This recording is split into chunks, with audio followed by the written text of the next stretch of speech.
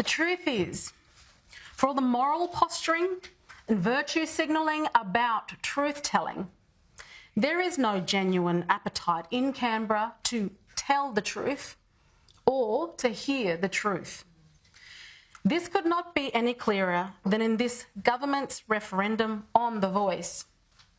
Australians desperately want to do the right thing for their fellow Australians regardless of background. Many who have engaged with this proposal hoping to find a way to help the Indigenous Australians who most need assistance are left disappointed. They are left with the falsehoods, misleading information and promises that can't be kept and should never have been made. The voice is flawed in its foundations. It is built on lies and an aggressive attempt to fracture our nation's founding document and divide the country built upon it.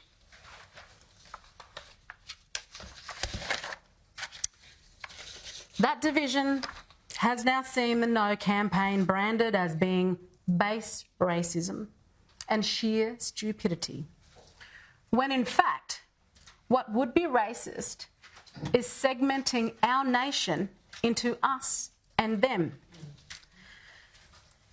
And you have to say, it would also be stupidity to divide a nation when it has been growing ever more cohesive. To split it along fractures of race rather than try to bring it closer together. Our most marginalised deserve better than this. They deserve the truth. The unvarnished, untainted, and yes, maybe unpalatable to some people, truth. The first lie that underpins the voice is that Indigenous Australians do not have a voice. We've been told by the Indigenous Minister for Indigenous Australians that Indigenous people do not get a say on policies or the decisions being made on our behalf.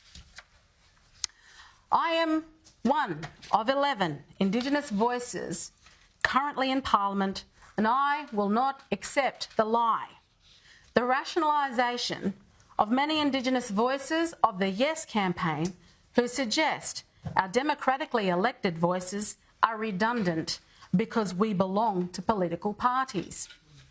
The patronising suggestion that we cannot focus our efforts on improving the lives of marginalised Aboriginal and Torres Strait Australians because we are simultaneously responsible for constituents of all backgrounds is unambiguously wrong and should be rejected resolutely.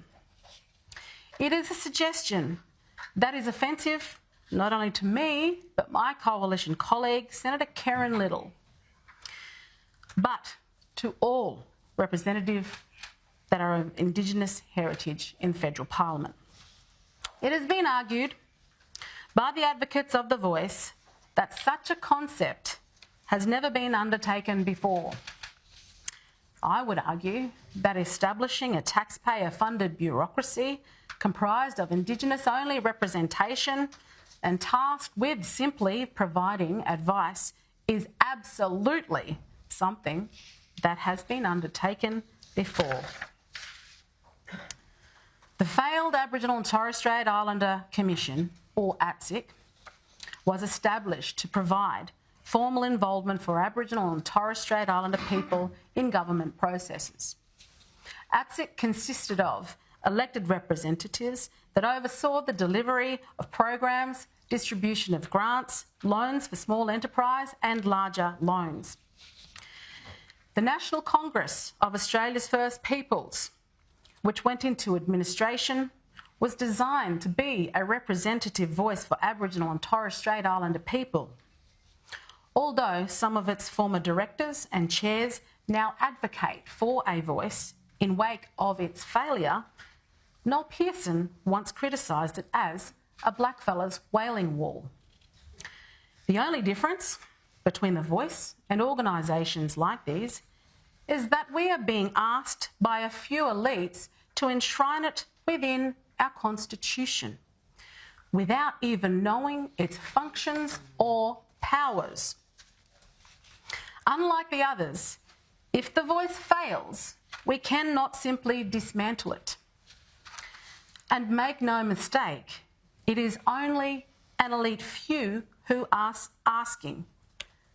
The claim that this is an invitation from Indigenous people to the rest of Australia is the second lie the voice is built upon. To say this has come from First Nations people plays into backwards, neo-colonial, racial stereotyping, suggesting that all Aboriginal people think the same, feel the same, and want for the same things.